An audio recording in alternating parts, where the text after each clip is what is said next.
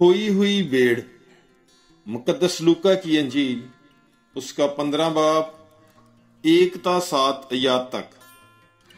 तब सब मुहस्सल और गुनाहगार उसके पास आए थे ताकि उसकी सुने, और फरीसी और फकी यूं कहते हुए एतराज करते थे कि ये गुनाहगारों से मिलता और उनके साथ खाना खाता है।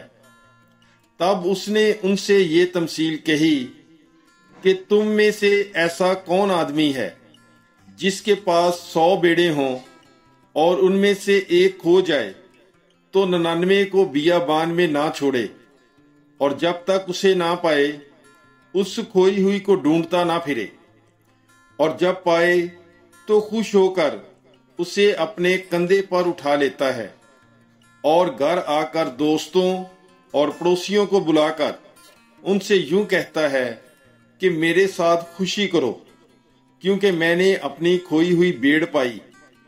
मैं तुमसे कहता हूं कि इसी तरह 99 रास्तबाजों की निस्बत जो तौबा के मोहताज नहीं, एक ताइब गुनाहगार के बायस आसमान पर ज्यादा खुशी होगी। पाक कलाम के पढ़े और सुने जाने पर खुदावंद की बरकत हो, खुदा का शुक्र हो। God bless you. Bible is life.